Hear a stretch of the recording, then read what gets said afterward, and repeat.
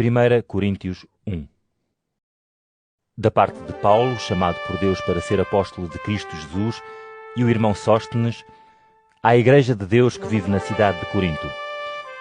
Dirigimos-nos a esses que, por Cristo Jesus, foram consagrados a Deus e chamados a pertencerem ao seu povo, bem como a todos os que, em qualquer lugar, invocam o nome de Jesus Cristo, o Senhor deles e nosso. Que Deus, nosso Pai, e Jesus Cristo, nosso Senhor, vos dêem graça e paz. Dou continuamente graças ao meu Deus a vosso respeito, por causa dos dons que Ele vos concedeu por meio de Jesus Cristo. Pela união com Ele, tornaram-se ricos em tudo, na capacidade para comunicar e para entender a mensagem divina. Uma vez que o testemunho de Cristo está arraigado no vosso meio, já nenhum dom vos faltará enquanto esperarem a vinda de nosso Senhor Jesus Cristo. Ele há de fazer com que continuem firmes até ao fim, de modo que ninguém tenha de que vos acusar no dia da sua vinda. Deus chamou-vos a viver em comunhão com o seu Filho, Jesus Cristo, nosso Senhor. E Deus cumpre a sua palavra. Irmãos, peço-vos, em nome de nosso Senhor Jesus Cristo, que vivam em harmonia, sem divisões e unidos no mesmo ideal e no mesmo pensamento. É que, meus irmãos, eu recebi informações a vosso respeito pelos da família de Cloé. Disseram-me que há desentendimentos no vosso meio. Refiro-me àquilo que andam por aí a dizer. Eu sou de Paulo, eu sou de Apolo, eu sou de Pedro, eu sou de Cristo. Será que Cristo está dividido? Será que Paulo morreu na cruz pela vossa salvação? Ou foram batizados em nome de Paulo? Dou graças a Deus por não ter batizado por aí ninguém, a não ser Crispo e Gaio. Por isso, ninguém pode dizer que foi batizado em meu nome. Lembro-me agora que batizei também a família de Estéfanas, mas não me recordo de ter batizado mais ninguém. Cristo não me mandou ir batizar, mas sim anunciar a boa nova, sem usar palavras de sabedoria humana para não tirar o valor à morte de Cristo na cruz. Com efeito, a mensagem da cruz é uma loucura para os que não se salvam, mas para nós, que recebemos a salvação, é a manifestação do poder de Deus. Diz a Sagrada Escritura: destruirei a sabedoria dos sábios e desprezarei a esperteza dos inteligentes. Onde estão os sábios? Onde estão os doutores das Escrituras? Onde estão os entendidos nas coisas deste mundo?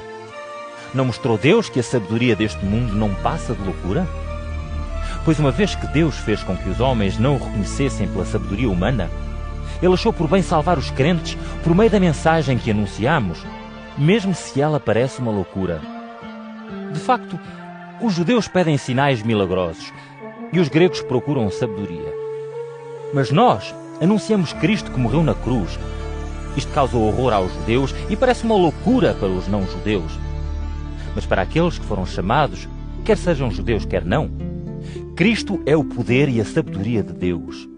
Na verdade, aquilo que nas obras de Deus parece loucura tem muito mais sabedoria do que toda a sabedoria humana, e aquilo que parece fraqueza tem muito mais força do que toda a força humana. Irmãos, pensem no que eram quando foram chamados por Deus. Do ponto de vista humano, não eram muitos os sábios, os poderosos ou os da alta sociedade. Pelo contrário, Deus escolheu aqueles que os homens tinham por ignorantes para envergonhar os sábios e aqueles que os homens tinham por fracos para envergonhar os fortes. Deus escolheu os que no mundo não têm importância nem valor para deitar abaixo os que parecem importantes. Assim, ninguém se pode orgulhar diante de Deus. Ele é que vos deu vida em união com Cristo Jesus, que se tornou para nós a sabedoria e a justiça que vem de Deus e que nos consagrou a Ele e nos libertou do pecado. Deste modo, e como diz a Sagrada Escritura, aquele que quiser enaltecer-se, que o faça no Senhor nosso Deus.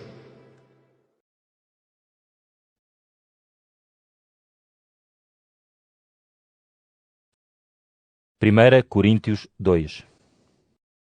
Por isso, irmãos, ao chegar à vossa terra, não fui anunciar-vos o plano de Deus com grandes discursos e muita sabedoria.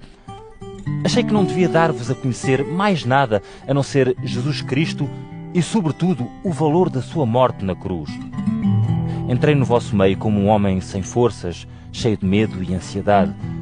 E a minha mensagem a minha pregação não foi marcada pela persuasão da sabedoria humana, mas pela manifestação do Espírito e do poder de Deus, para que a vossa fé não se apoiasse na sabedoria dos homens, mas no poder de Deus. No entanto, aos que já estão amadurecidos na fé, eu posso falar com palavras de sabedoria. Mas não é da sabedoria deste mundo, nem dos que nele mandam, pois esses estão condenados ao fracasso. Pelo contrário, dou-vos a conhecer os mistérios da sabedoria de Deus, que antes era desconhecida, mas que Ele desde sempre tinha destinado para ser a nossa glória. Nenhum dos senhores deste mundo teve conhecimento dela. Se a tivessem conhecido, não tinham crucificado o Senhor, a quem pertence toda a glória. Mas como diz a Sagrada Escritura, Deus já preparou para os que o amam coisas que nunca ninguém viu, nem ouviu, nem passaram pela ideia de ninguém. mas Deus deu-nos a conhecer isto por meio do Espírito. Com efeito, o Espírito penetra em tudo, até nas profundezas dos planos de Deus. Quem é que conhece bem o homem, a não ser o seu próprio Espírito? Do mesmo modo, só o Espírito de Deus conhece o coração de Deus. E nós não recebemos o Espírito deste mundo, mas o Espírito que vem de Deus, para assim podermos reconhecer tudo o que Deus nos deu. São estas coisas que eu dou a conhecer, não com ensino baseado na sabedoria humana, mas com o ensino que vem do Espírito.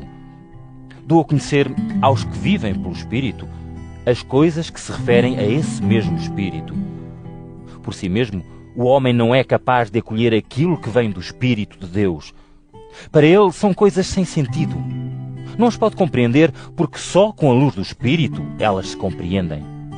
Porém, aquele que vive do Espírito é capaz de fazer um juízo sobre todas as coisas e a ele ninguém o pode julgar. Na verdade está escrito: quem poderá conhecer o entendimento do Senhor? Quem será capaz de lhe dar conselhos? Mas nós temos o entendimento de Cristo.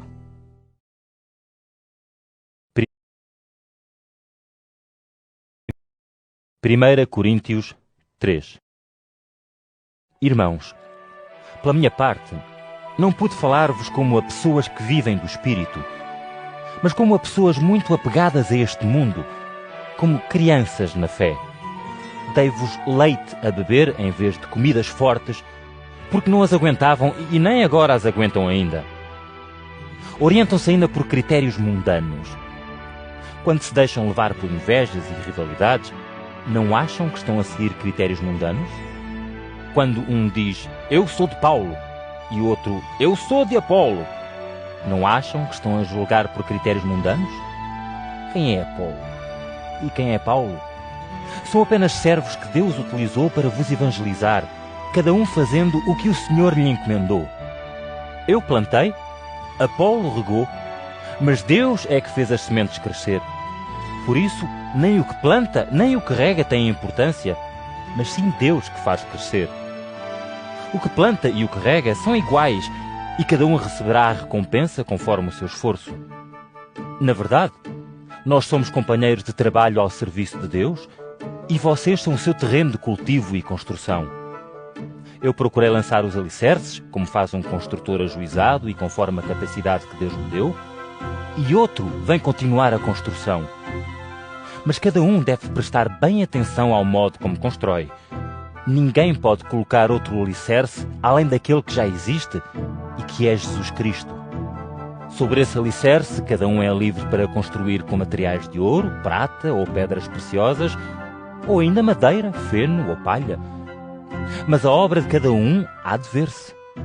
No dia do juízo vai ficar à vista de todos, pois esse dia será como o fogo que vai pôr à prova o trabalho de cada um conforme o valor que tiver.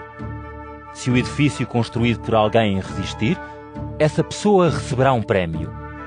Se o edifício arder, essa pessoa fica sem prémio. Todavia será salva, mas como que pelo fogo. Vocês não sabem que são um templo de Deus e que o Espírito de Deus habita no vosso interior? Se alguém destrói o templo de Deus, também Deus o destruirá. De facto, o templo de Deus é santo, e vocês são esse templo. Que ninguém se engane a si mesmo. Se alguém no vosso meio se julgar sábio segundo a sabedoria deste mundo, faça-se ignorante para poder ser verdadeiramente sábio. Pois a sabedoria deste mundo é loucura diante de Deus. Assim diz a Sagrada Escritura. Ele apanha os sábios na sua própria astúcia. E noutra passagem diz ainda: O Senhor sabe que os planos dos sábios não valem nada. Portanto, ninguém se deve orgulhar de ser seguidor de qualquer homem, pois tudo está ao vosso serviço. Seja Paulo ou Apolo ou Pedro, seja o mundo, a vida ou a morte, seja o presente ou o futuro, tudo é vosso. Mas vocês são de Cristo e Cristo é de Deus.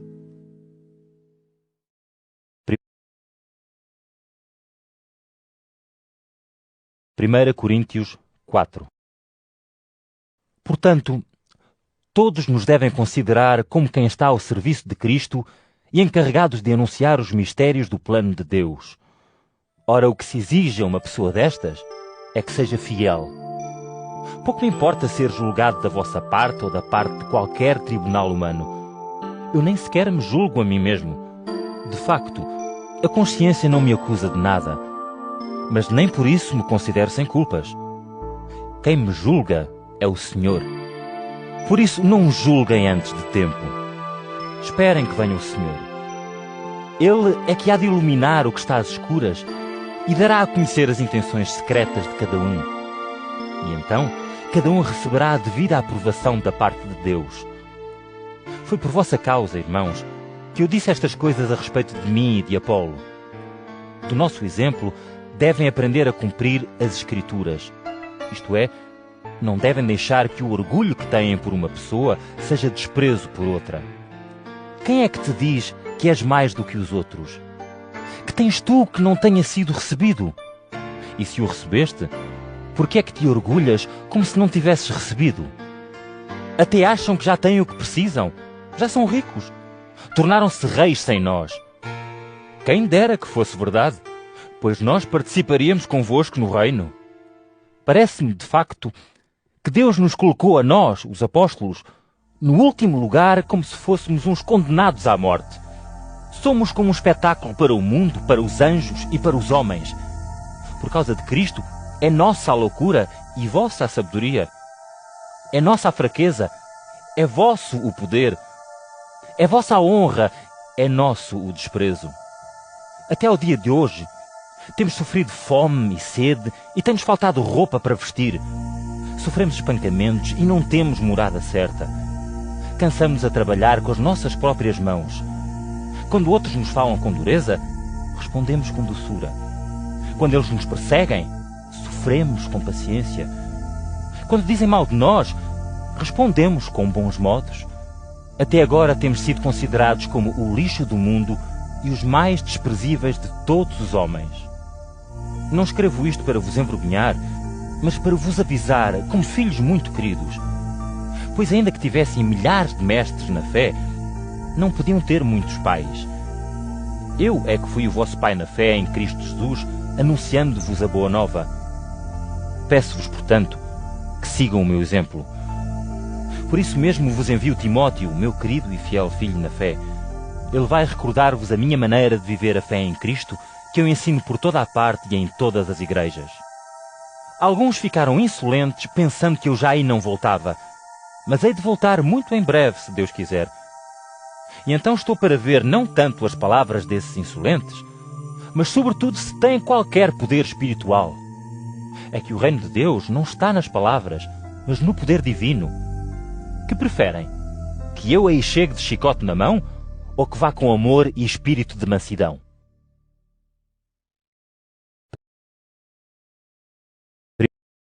1 Coríntios 5. Consta ter havido um caso de imoralidade no vosso meio. Imoralidade como essa não existe nem sequer entre os pagãos. Trata-se de alguém que tem por mulher a sua própria madrasta. O vosso orgulho pelo acontecido é desapropriado. Devem lamentar o facto de obrigar o que pratica tal ação a sair do vosso meio. Quanto a mim, que estou ausente, mas presente em espírito, já dei a minha sentença em nome de Nosso Senhor Jesus Cristo sobre aquele que fez isso, como se eu aí estivesse. Convoquem uma reunião.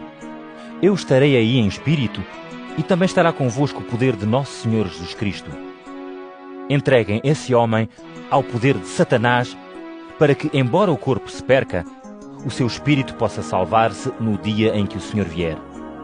Não é boa a vossa satisfação? Não sabem que um pouco de fermento leveda toda a massa? Deitem fora o fermento velho, a fim de se tornarem massa para um novo pão.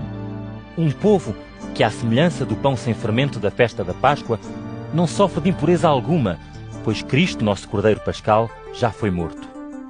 Celebremos, portanto, essa festa sem fermento velho, isto é, sem fermento de maldade ou imoralidade, mas com o pão da honestidade e da verdade. Disse-vos numa carta para não conviverem com gente que pratica imoralidades sexuais. Não me queria referir a todos os que no mundo são imorais, gananciosos, ladrões ou adoradores de falsos deuses. Se assim fosse, teriam que fugir deste mundo. Queria dizer que não tivessem contacto com aqueles que se dizem crentes e são imorais, gananciosos, adoradores de falsos deuses, caluniadores, bêbados ou ladrões. Com esses, nem sequer se devem sentar à mesa. Com efeito, não me pertence a mim julgar os de fora, mas é vosso dever julgar os da comunidade. É Deus quem julga os de fora. Expulsem o mal do vosso meio.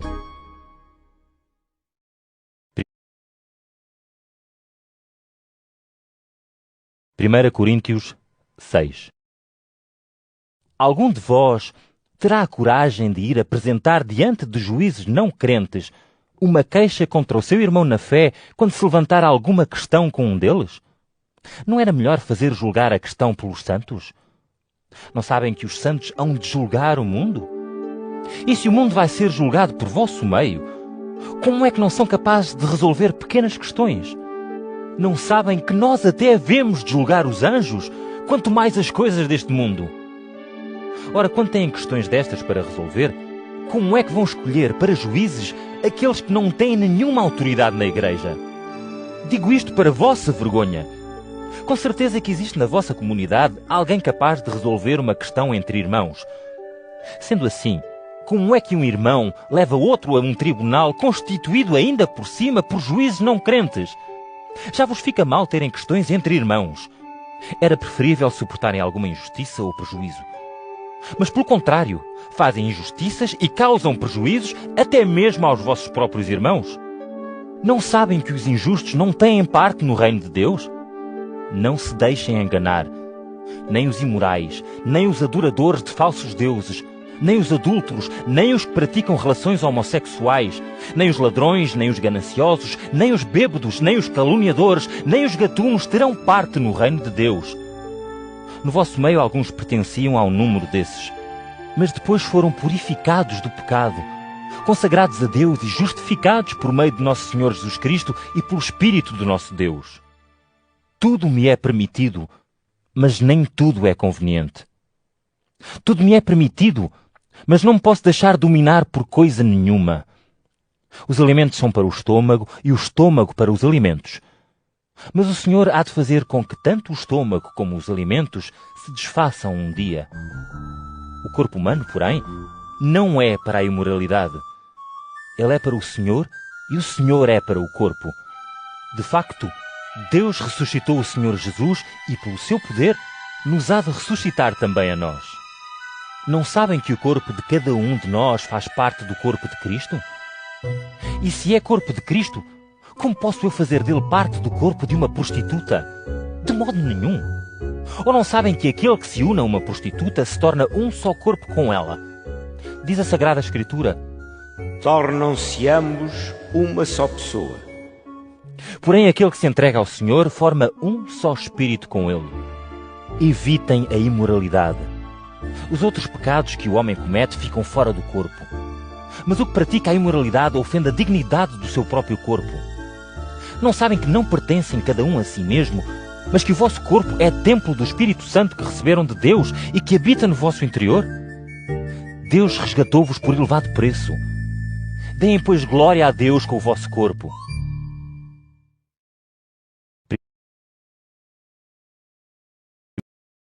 1 Coríntios 7. Quanto aos problemas de que falavam na vossa carta, é preferível não ter relações sexuais. Mas para evitar o perigo da imoralidade, cada homem tenha a sua mulher e cada mulher tenha o seu marido. Que o marido cumpra os seus deveres para com a mulher e, do mesmo modo, a mulher para com o marido. Não é a mulher que é dona do seu próprio corpo, mas sim o marido. De igual modo, não é o marido que é dono do seu próprio corpo, mas sim a mulher. Não se privem um do outro, a não ser de comum acordo e para se dedicarem durante algum tempo à oração. Depois voltem outra vez à vossa vida conjugal, para que Satanás vos não faça cair na tentação por não se saberem dominar. Isto que vos digo é uma concessão, mas não é uma ordem. O que eu queria era que todos fossem como eu. Mas cada um procede conforme os dons que Deus lhe concedeu, uns de uma maneira, outros de outra. Aos solteiros e às viúvas tenho a dizer que era melhor para eles continuarem a viver como estão, tal como eu. Mas se não sentem forças para isso, casem-se. É melhor casar-se do que arder em desejos. Aos que estão casados, ordeno, não em meu nome, mas em nome do Senhor, que a mulher não se separe do marido, nem o marido se separe da mulher. E se a mulher se separar, não volte a casar-se, ou então faça as pazes com o marido. Aos outros tenho a dizer, em meu nome e não em nome do Senhor, que se algum crente estiver casado com uma mulher não crente e ela consentir em viver com ele, não se separe dela. E do mesmo modo, se a mulher tiver um marido não crente e ele estiver de acordo em viver com ela, não se separe dele. Pois Deus abençoa o marido não crente por causa da fé da mulher e a mulher não crente por causa da fé do marido. Se não fosse assim, também os vossos filhos seriam impuros, mas eles são santos. Contudo, se a parte não crente quiser separar-se, pode fazê-lo. Neste caso, ou o marido ou a mulher crente fica livre do compromisso, pois Deus chamou-nos para vivermos em paz. Sabes lá tu, mulher crente, se poderás ou não salvar o teu marido? Ou sabes lá tu, homem crente, se poderás ou não salvar a tua mulher? De resto, proceda cada um conforme o que o Senhor lhe deu e continua a fazer o que fazia quando Deus o chamou. É isto que eu ensino em todas as igrejas. Se alguém era judeu quando foi chamado à fé, não procure desfazer o sinal da circuncisão. Se não era judeu, não faça a circuncisão. Não é o ser ou não circuncidado que conta, mas sim o cumprimento da vontade de Deus. Continue cada um na condição em que se encontrava quando foi chamado à fé. Eras escravo de alguém? Se for possível passares a ser uma pessoa livre, melhor. Mas não te preocupes muito com isso. Pois aquele que era escravo de alguém e foi chamado à fé em Cristo é já livre porque pertence ao Senhor. Do mesmo modo, o que era livre e foi chamado à fé passou a servir o Senhor. Deus pagou um preço para vos resgatar. Não se tornem escravos de ninguém. Irmãos, procurem viver como Deus quer dentro da condição em que se encontravam ao serem chamados à fé. Quanto aos solteiros, não tenho nenhuma ordem do Senhor, mas dou a minha opinião, como alguém que, pela misericórdia do Senhor, é digno de confiança. Penso concretamente que é melhor continuarem como estão por causa das dificuldades do tempo presente. Estás casado? Não procures libertar-te da tua mulher. Estás livre. Não te cases. Mas se te casares, não fazes mal nenhum. E se uma mulher solteira se casar, também não faz mal nenhum. Simplesmente ficam sujeitos às dificuldades da vida de casados. E eu queria poupá-los a isso. Irmãos, o que eu quero dizer é isto. O tempo já é pouco. Por isso, os que têm mulher, vivam como se a não tivessem. Os que choram, como se não chorassem. Os que se alegram, como se não se alegrassem. Os que compram, como se não possuíssem o que compraram. E os que se servem dos bens deste mundo, como se o não fizessem. É que este mundo, tal como é, vai desaparecer. Eu gostaria que não tivessem preocupações. O que não é casado preocupa-se com as coisas do Senhor e em fazer o que lhe agrada. O que é casado preocupa-se com as coisas do mundo e como agradar à sua mulher. Deste modo, anda dividido.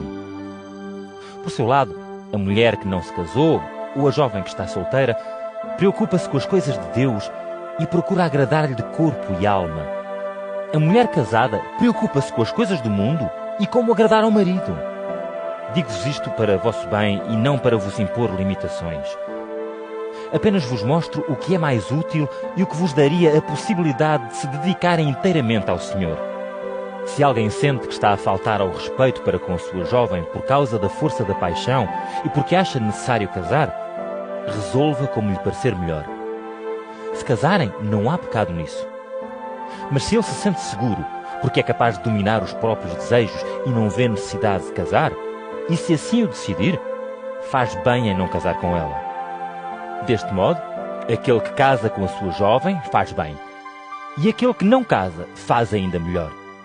Uma mulher casada está ligada ao seu marido enquanto ele viver. Se ele morrer, ela fica livre e pode casar com quem quiser, mas que seja com um crente.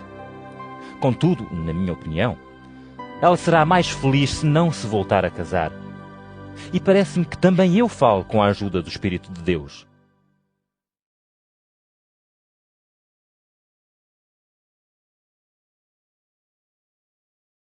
Primeira Coríntios 8.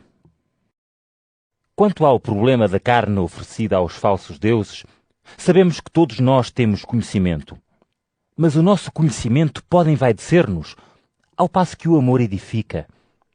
Quem pensa que conhece bem alguma coisa, ainda não conhece como deve conhecer. Mas se alguém ama a Deus, é conhecido por Ele. Quanto ao comer a carne oferecida em templos de falsos deuses, sabemos que falsos deuses não representam absolutamente nada, pois Deus há só um. Embora se fale em deuses do céu e deuses da terra, como se existissem vários deuses e vários senhores, para nós existe um só Deus, o Pai. É dele que vêm todas as coisas e é para ele que nós existimos. E há igualmente um só Senhor, Jesus Cristo, por quem tudo existe e por quem nós vivemos também. Mas nem todos têm conhecimento destas coisas. Pela força do hábito, alguns têm ainda tendência para pensar no falso Deus quando comem dessa carne. E com essa insegurança de consciência, vão pensar que cometem pecado. A verdade é que a comida não tem importância nenhuma diante de Deus. Lá por deixarmos de comer, não vamos perder nada. Nem vamos ganhar nada se comermos. Mas tenham cuidado. Que esta liberdade a que têm direito não seja ocasião de pecado para os mais fracos. Se algum deles te vir a ti, que és um homem consciente, sentado à mesa no templo de um falso Deus, não poderá ele, de consciência pouco esclarecida, ser levado a comer dessa carne oferecida aos falsos deuses? E assim, pela tua atitude consciente, perdia-se um irmão mais fraco pelo qual Cristo morreu. Ofendendo estes irmãos e ferindo a sua consciência pouco esclarecida, é Cristo que ofendem. Portanto, se o facto de comer dessa carne leva o meu irmão a pecar, nunca mais volto a comê-la para não ferir a sua consciência.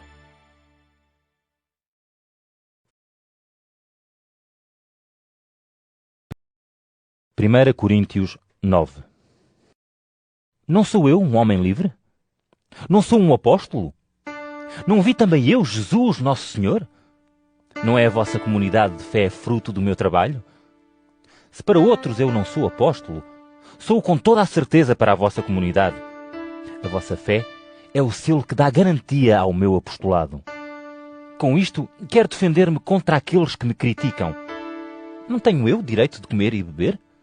Não tenho também o direito de levar comigo uma mulher crente, como fazem os outros apóstolos, os irmãos do Senhor e Pedro? Ou só eu e Barnabé é que temos de trabalhar para viver? Quem é que vai para a guerra à sua própria custa? Quem é que planta uma vinha e não come do seu fruto? Ou quem é que anda a guardar um rebanho e não se alimenta do leite desse rebanho? E isto que eu digo não é apenas uma opinião pessoal. Não é o que diz a Sagrada Escritura? Está escrito na lei de Moisés: não tapes a boca ao boi que faz a debulha. Será mesmo com os bois que Deus se está a preocupar aqui? Não é antes a nosso respeito que Ele fala? Sim, isto foi escrito para nós. E significa que aquele que faz a sementeira tem o direito de esperar alguma coisa do que semeou, e o que faz a debulha espera participar do produto da colheita. Se nós fizermos para vosso benefício a sementeira das coisas espirituais, que haveria de extraordinário se recolhêssemos daí alguns bens materiais? Se outros têm o direito de participar dos vossos bens, não temos nós ainda mais direito do que eles? Mas nunca quisemos fazer uso desse direito. Pelo contrário, Suportamos tudo para não criar dificuldades à pregação da boa nova de Cristo. Não sabem que os que trabalham para o templo comem à custa do templo e os que vão apresentar as ofertas sobre o altar recebem uma parte dessas ofertas? Do mesmo modo, o Senhor determinou que aqueles que anunciam a boa nova vivam à custa desse trabalho. Mas eu nunca exigi isto a ninguém. Nem vos escrevo estas coisas com esse objetivo. Preferia morrer. Não quero que ninguém me tire este motivo de orgulho. E não é por anunciar o Evangelho que eu me sinto orgulhoso. Isso é uma obrigação que eu tenho. Ai de mim se eu não anunciar a boa nova. Se o fizesse por minha iniciativa, podia ter um salário. Mas se não é por minha iniciativa, é porque me sujeito a uma missão que me foi confiada. Qual será então o meu salário? O meu salário é a satisfação de anunciar o Evangelho sem exigir nada em troca, renunciando aos direitos que eu tenho. Sendo completamente livre diante de todos, fiz-me servo de todos para poder converter para Cristo o maior número possível. Com os judeus, portei-me como judeu para os converter. Sujeitei-me à lei de Moisés com aqueles que a cumprem para os converter, mesmo sabendo que não estou obrigado a isso. Com os gentios, vivi como gentio para os converter. Mas não sou livre da lei de Deus, antes cumpro a lei de Cristo. Fiz-me fraco com os que são ainda fracos na fé para os converter. Fiz-me tudo para todos, de modo que por todos os meios pudesse salvar alguns. Faço tudo isto por amor do Evangelho, esperando ter parte nas suas promessas. Não sabem que no estádio todos os corredores tomam parte na corrida, mas só um é que recebe o prémio? Corram, portanto, de maneira a poderem recebê-lo. Aqueles que se preparam para uma competição privam-se de tudo. E fazem-no só para ver se conseguem um prémio que, afinal, dura pouco. Mas nós trabalhamos por um prémio que dura para sempre. É desta maneira que eu corro, e não como quem corre sem saber para onde. É assim que eu luto, e não como quem dá socos à toa. Mas eu luto contra o meu corpo, para o dominar, a fim de não acontecer que, andando a pregar aos outros, seja rejeitado por Deus.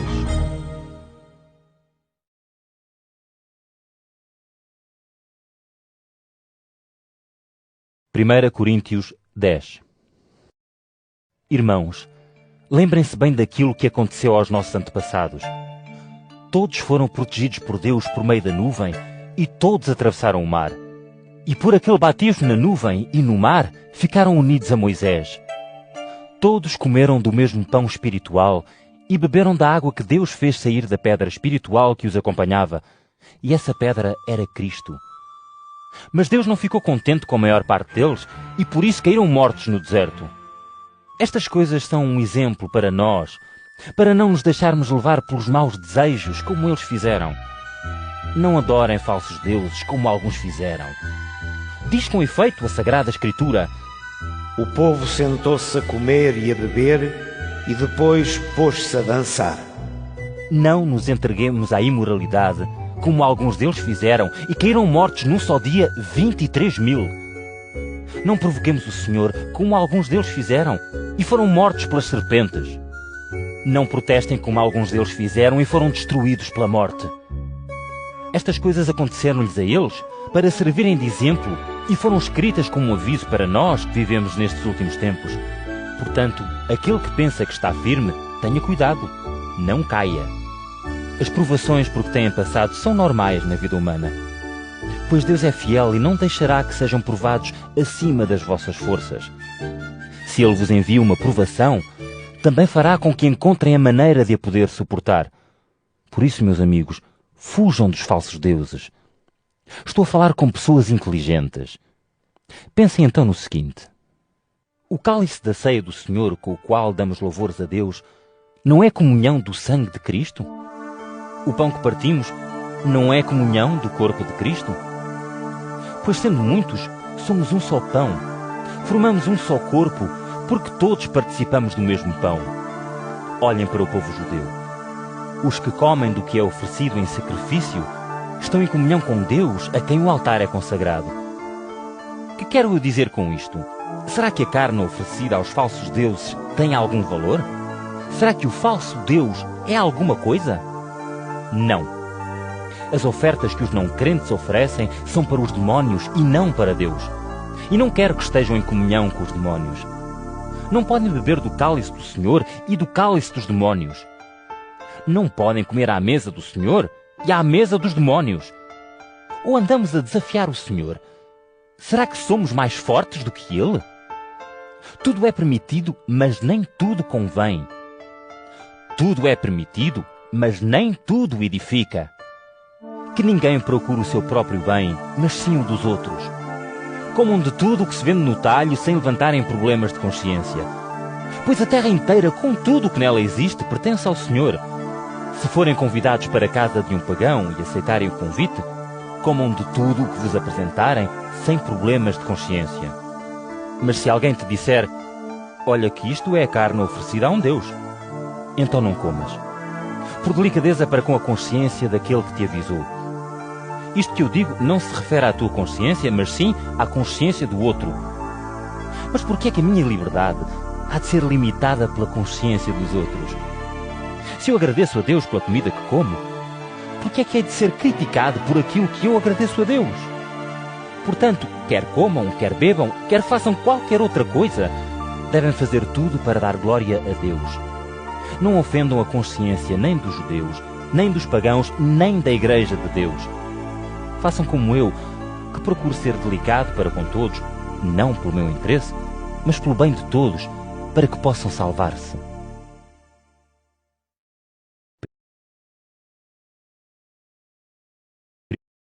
1 Coríntios 11. Sigam, pois, o meu exemplo, como eu sigo o exemplo de Cristo.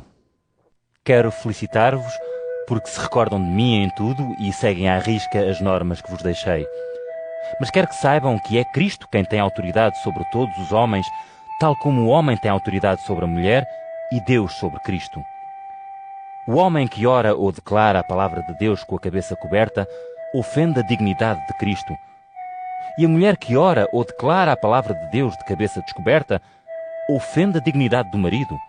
É como se ela se apresentasse de cabeça rapada. Se não quer estar de cabeça coberta, é melhor que corte o cabelo. Mas se é uma vergonha para uma mulher andar de cabelo cortado ou rapado, então ela deve andar de cabeça coberta. O homem não deve cobrir a cabeça, pois ele é a imagem e reflexo de Deus. E a mulher é reflexo do homem, pois não foi o homem que foi tirado da mulher. A mulher é que foi tirada do homem. Nem o homem foi feito por causa da mulher, mas sim a mulher por causa do homem. Portanto, a mulher deve levar sobre a cabeça o sinal de autoridade por causa dos anjos.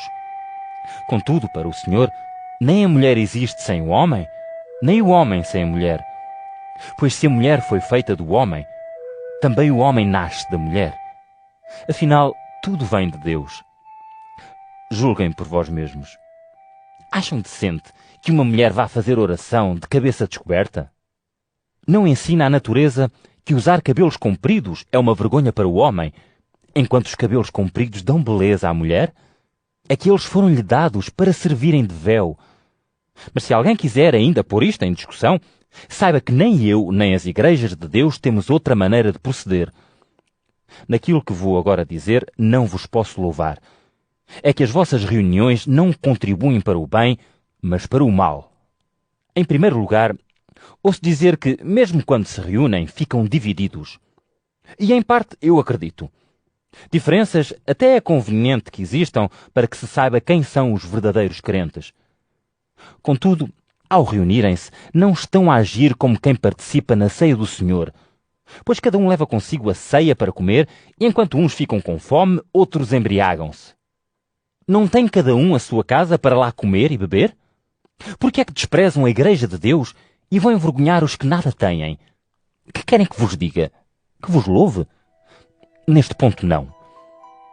De facto, eu recebi do Senhor aquilo que vos transmiti. Isto é, que o Senhor Jesus, na noite em que foi entregue, tomou o pão, deu graças a Deus, partiu e disse: Isto é o meu corpo, entregue para vosso benefício. Façam isto em memória de mim. Do mesmo modo, no fim da ceia, tomou o cálice e disse: Este cálice é a nova aliança, feita através do meu sangue. Sempre que dele beberem, façam-no em memória de mim. Portanto, sempre que comerem este pão e beberem este cálice, estão a anunciar a morte do Senhor até que Ele venha. Assim, aquele que comer o pão e beber o cálice do Senhor de modo indigno é culpado de ofensa ao corpo e sangue do Senhor. Que cada um se examine a si mesmo e assim coma deste pão e beba deste cálice. Pois se não reconhece o corpo do Senhor, o que faz é comer e beber a sentença da sua própria condenação. É por isso que há muitos que estão fracos e doentes no vosso meio e até bastantes que estão mortos. Se nos examinarmos a nós mesmos, já não seremos julgados por Deus. Quando o Senhor nos julga, corrige-nos, para não sermos condenados com o mundo. Enfim, meus irmãos, quando se reunirem para a ceia do Senhor, esperem uns pelos outros. Quem tiver fome, coma em casa, para que a reunião não vos traga o castigo de Deus. Quanto às outras coisas, darei ordens quando aí for.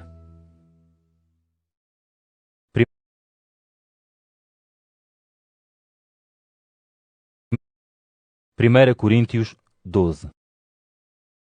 Irmãos, no que diz respeito aos dons espirituais, não quero que andem na ignorância. Sabem que, quando eram pagãos, eram levados a adorar falsos deuses que não falam. Ficam por isso a saber que ninguém inspirado pelo Espírito de Deus pode dizer Jesus é maldito. E do mesmo modo, ninguém pode dizer Jesus é o Senhor se não for pelo Espírito Santo. Os dons são diferentes, mas o Espírito é o mesmo. Há funções diferentes, mas o Senhor é o mesmo. Há trabalhos diferentes, mas é o mesmo Deus que dá a todos força para agirem. O Espírito manifesta-se em cada um para o bem comum. A um é concedido o dom de falar com sabedoria, a outro o de falar com conhecimento. E tudo segundo o mesmo Espírito. É ainda o único e mesmo Espírito que concede a um a fé e a outro o poder de curar. A um dá o poder de fazer milagres, a outro o de declarar a palavra de Deus, a outro o de perceber quando fala o Espírito de Deus. A um dá o poder de falar em línguas desconhecidas e a outro ainda o dom de as interpretar. Mas é um só e o mesmo Espírito que faz tudo isto e que distribui dons a cada um conforme lhe parece. Assim como o corpo é um só e tem muitas partes e todas elas, apesar de muitas, formam um só corpo, assim acontece também com Cristo. Todos nós, judeus ou não judeus, escravos ou livres, fomos batizados num só Espírito para formarmos um só corpo. E todos recebemos o mesmo Espírito. Realmente, o corpo não tem só uma parte, mas muitas. Se o pé disser, uma vez que não sou mão, não faço parte do corpo, não é por isso que deixa de fazer parte dele. E se o ouvido disser, uma vez que não sou olho, não faço parte do corpo, não é por isso que deixa de fazer parte dele. Se todo o corpo fosse somente olhos, como é que poderia ouvir? Se fosse apenas ouvidos, como é que poderia sentir o cheiro? Ora, a verdade é que Deus colocou todas as partes do corpo, cada uma no lugar que lhe pareceu melhor. Se todo o corpo fosse apenas uma parte, onde estaria o corpo? Ora, o corpo tem muitas partes, mas é um só. Os olhos não podem dizer à mão, não precisamos de ti. A cabeça não pode dizer aos pés, não preciso da vossa ajuda. Pelo contrário, o que parece mais fraco no corpo é por vezes o mais preciso. No corpo, as partes que nos parecem menos dignas são as que rodeamos de maiores cuidados. As que nos parecem mais vergonhosas são as que tratamos com mais respeito, pois as outras já não precisam tanto disso. Mas Deus dispôs o corpo humano de tal maneira que as partes mais humildes são as que rodeamos de maiores cuidados. Isto foi para não haver divisão entre elas, mas sim para que cada parte se preocupasse tanto com as outras como consigo mesma. Se uma sofre, todas sofrem com ela. Se outra é elogiada, todas se alegram com isso. Todos juntos constituem o corpo de Cristo e cada um por si é uma parte dele. Deus deu a cada um o seu próprio lugar na Igreja. Primeiro os apóstolos, em seguida os profetas e depois os que ensinam. Seguem-se os que têm o poder de fazer milagres, de curar, de dar assistência aos que precisam, de governar e de falar línguas desconhecidas.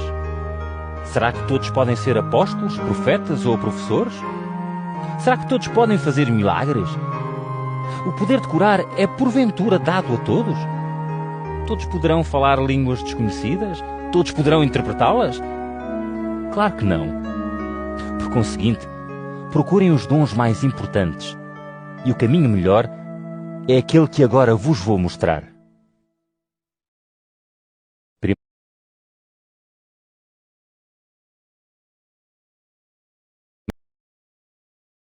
Primeira Coríntios 13. Se eu for capaz de falar todas as línguas dos homens e dos anjos e não tiver amor, as minhas palavras são como o badalar de um sino ou o barulho de um chocalho. Se eu tiver o dom de declarar a palavra de Deus, de conhecer os seus mistérios e souber tudo, e se eu tiver uma fé capaz de transportar montanhas e não tiver amor, não valho nada. Ainda que eu dê em esmolas tudo o que é meu, se me deixar queimar vivo e não tiver amor, de nada me serve. O amor é paciente e prestável. Não é invejoso, não se envaidece, nem é orgulhoso. O amor não tem maus modos, nem é egoísta. Não se irrita, nem pensa mal. O amor não se alegra com uma injustiça causada a alguém, mas alegra-se com a verdade. O amor suporta tudo, acredita sempre, espera sempre e sofre com paciência. O amor é eterno. As profecias desaparecem, as línguas acabam-se, o conhecimento passa. Pois tanto as nossas profecias como o nosso conhecimento são imperfeitos. Quando chegar aquilo que é perfeito, tudo o que é imperfeito desaparece. Quando eu era criança, falava como criança, sentia como criança e pensava como criança. Depois tornei-me adulto e deixei o modo de ser de criança. Agora vemos as coisas como num espelho e de maneira confusa. Naquele dia, iremos vê-las frente a frente. Agora o meu conhecimento é imperfeito, mas naquele dia vou conhecer como Deus me conhece a mim. Agora existem 3 coisas: fé, esperança e amor. Mas a mais importante é o amor.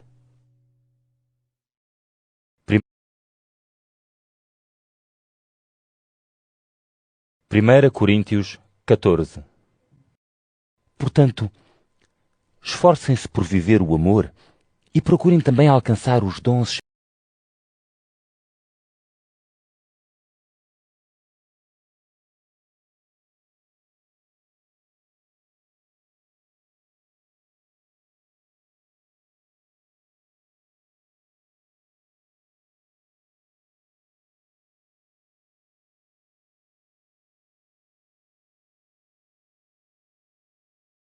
espirituais, sobretudo o dom de declarar a palavra de Deus. Pois o que fala em línguas desconhecidas não fala para os homens, fala para Deus, uma vez que ninguém entende as coisas misteriosas que o Espírito lhe inspira. Mas o que declara a palavra de Deus fala para os homens, a fim de os edificar, de os ajudar e encorajar. Aquele que fala em línguas desconhecidas só se edifica a si mesmo. Mas o que declara a palavra de Deus, esse edifica a Igreja. Gostaria que todos fossem capazes de falar em línguas desconhecidas, mas ainda gostaria mais que fossem capazes de declarar a palavra de Deus. De facto, declarar a palavra de Deus vale mais do que falar em línguas desconhecidas, a não ser que haja alguém que as explique, para que a Igreja seja edificada. Imaginem agora, irmãos, que eu me apresento no vosso meio a falar em línguas desconhecidas. Que proveito é que isso vos traria se eu não falasse de modo a poder-vos comunicar alguma revelação, algum conhecimento, alguma mensagem ou doutrina? É como os instrumentos musicais, objetos sem vida. Por exemplo, a flauta ou a guitarra. Se os sons não saírem com toda a clareza, como é que se pode saber o que o tocador está a tocar? Se alguém tocar a trombeta a chamar para a guerra e o som não sair claro, quem é que se vai preparar para a batalha?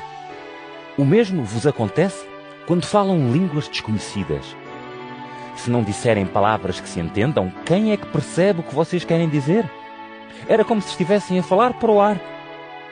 Existem não sei quantas línguas no mundo e todas têm o seu significado. Mas se alguém me fala numa língua que eu não percebo, sou um estranho para essa pessoa e ela é um estranho para mim.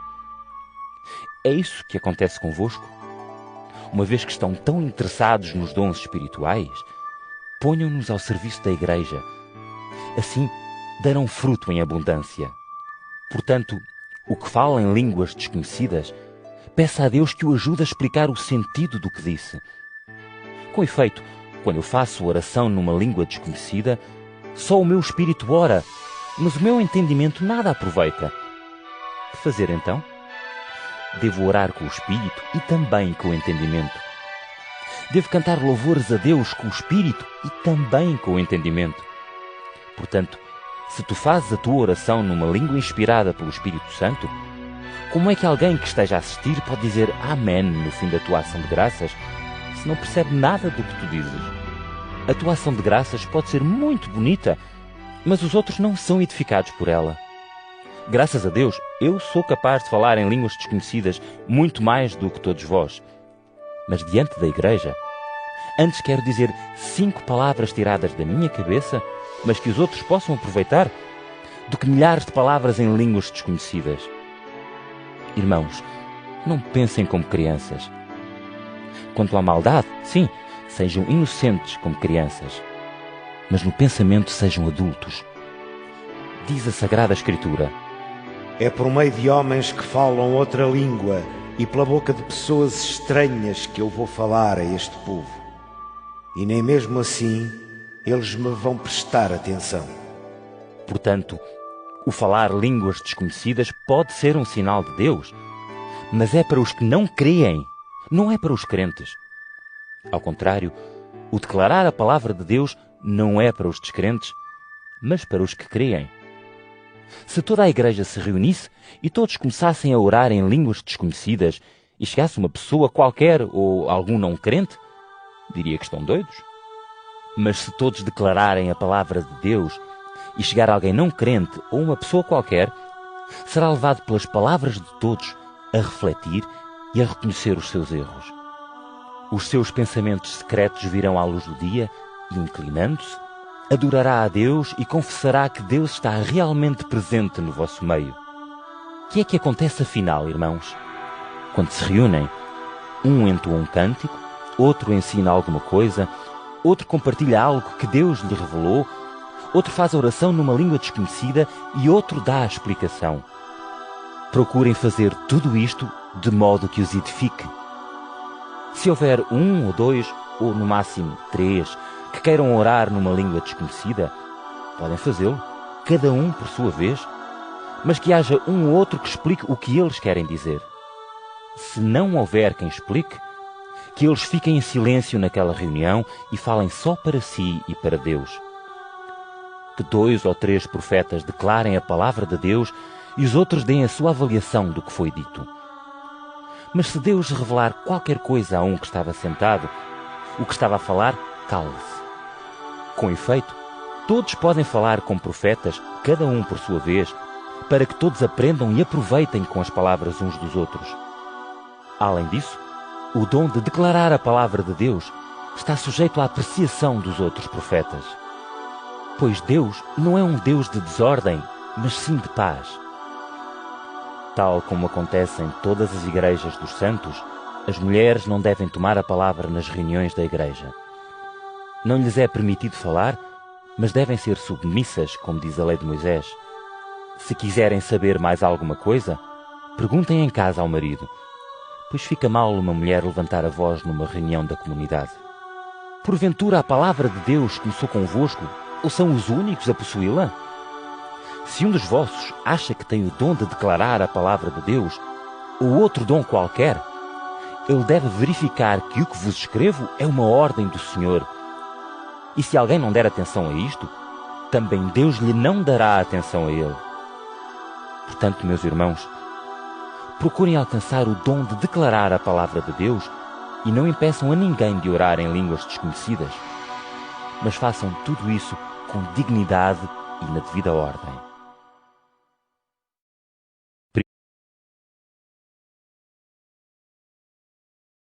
1 Coríntios 15. Quero recordar-vos, irmãos, a boa nova que vos anunciei, a qual também acolheram e na qual se têm mantido firmes. É ela que vos há de salvar, se lhe forem fiéis, tal como eu vou-la comuniquei.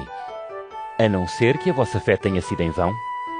Em primeiro lugar, transmiti-vos aquilo que eu próprio tinha recebido. Cristo morreu pelos nossos pecados, conforme o que está na Sagrada Escritura.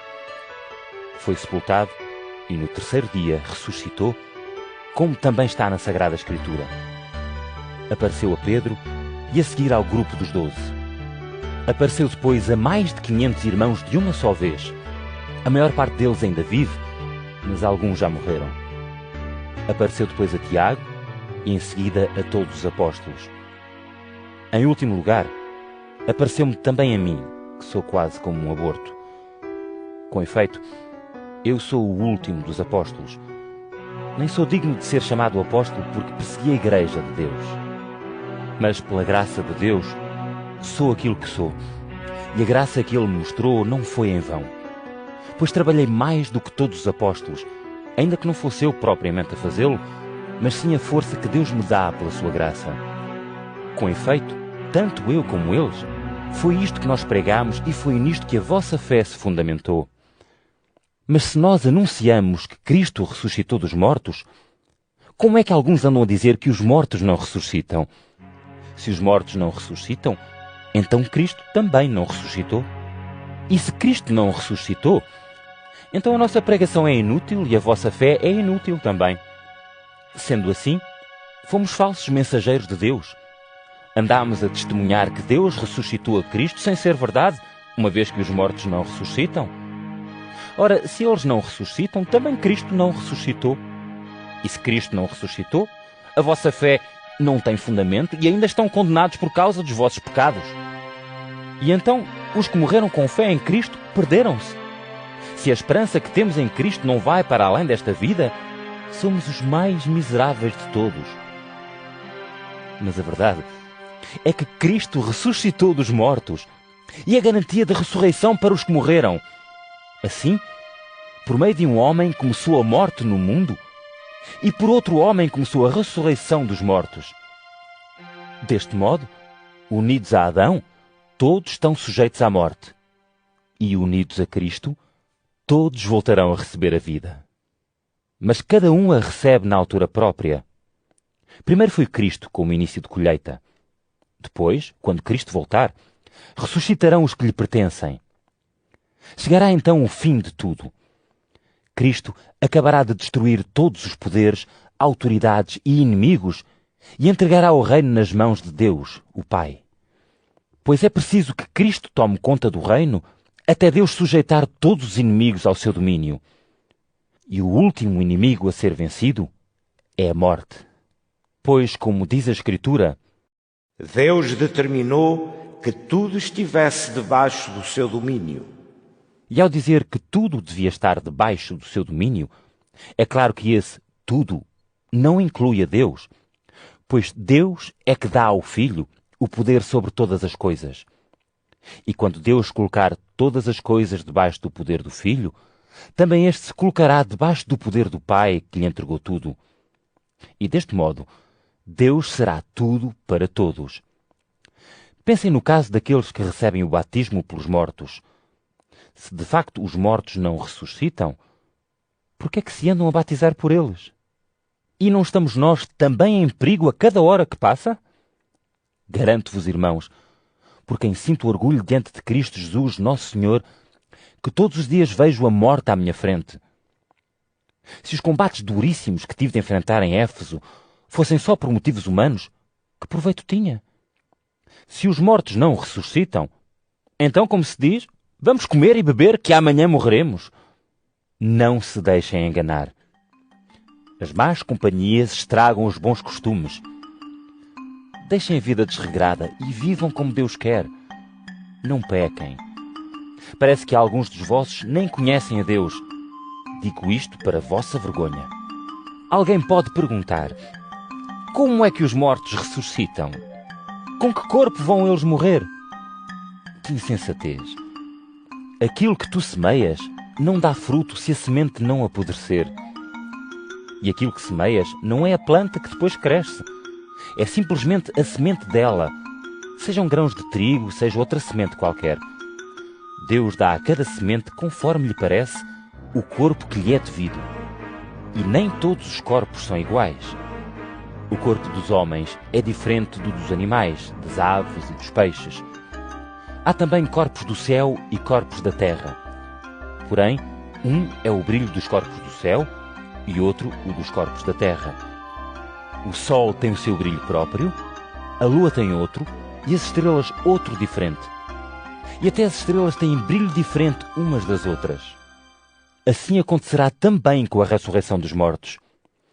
Enterra-se um corpo mortal e ressuscita imortal. Enterra-se um corpo corruptível e ressuscita incorruptível.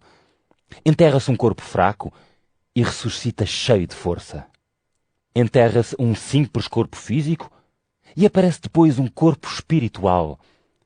Se este corpo físico existe, também existe o corpo espiritual. Com efeito, diz a Sagrada Escritura: o primeiro homem, Adão, foi criado como ser vivo. Mas o último Adão é espírito que dá vida. O primeiro não era o homem espiritual, mas o simplesmente humano. Só depois é que o homem espiritual apareceu.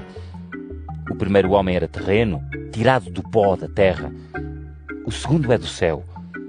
Os homens terrenos são como o primeiro. Os espirituais são como o segundo.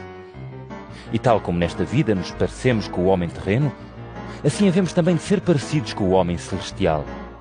Com isto quero dizer, irmãos, que o homem terreno não pode, por si mesmo, receber em herança o reino de Deus.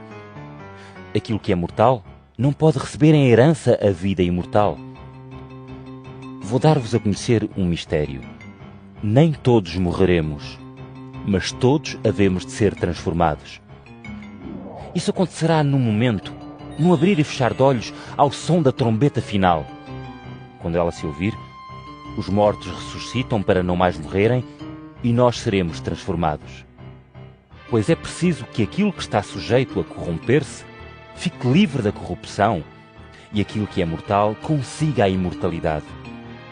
E quando aquilo que está sujeito a corromper-se ficar livre da corrupção e aquilo que é mortal conseguir a imortalidade, estarão cumpridas aquelas palavras da Sagrada Escritura: a morte foi destruída numa vitória completa.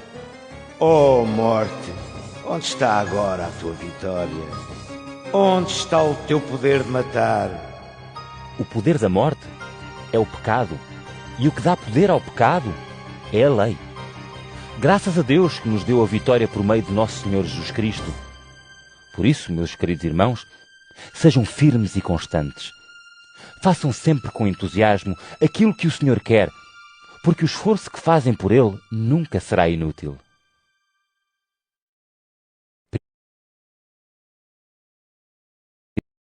1 Coríntios 16. A respeito do peditório destinado aos crentes de Jerusalém, façam também como recomendei às igrejas da Galácia. Todos os domingos, cada um deve pôr de lado em sua casa uma parte daquilo que conseguiu juntar, para não haver necessidade de andarem a fazer peditórios quando eu chegar. Nessa altura, mandarei a Jerusalém, com uma carta de apresentação, os homens da vossa escolha para lá irem levar essa oferta. E, se for conveniente que eu vá também, eles irão comigo. Irei ter convosco depois de passar pela Macedónia, pois passarei por lá na minha viagem. Se puder, fico algum tempo convosco e talvez aí passo o inverno, para me poderem ajudar com o necessário para o resto da viagem, porque não quero ver-vos só de passagem. Espero ficar durante algum tempo no vosso meio, se o Senhor me permitir. Entretanto, conto ficar ainda em Éfeso até à festa do Pentecostes, pois encontrei uma boa oportunidade para um grande trabalho e com bons resultados, ainda que tenha encontrado também muitos adversários. Se Timóteo por aí passar, façam com que ele se sinta bem no vosso meio, porque trabalha na obra do Senhor tal como eu. Que ninguém lhe falte ao respeito. Mas ajudem-no com o necessário, para ele poder continuar em paz a viagem de regresso até aqui, pois eu e os irmãos estamos à espera dele. Quanto ao irmão Apolo, tenho-lhe pedido muito para ir ter convosco, juntamente com os outros crentes. Contudo, ele não quis ir agora. Irá quando chegar a ocasião. Estejam alerta e firmes na fé. Sejam corajosos e fortes. Façam todas as coisas com amor.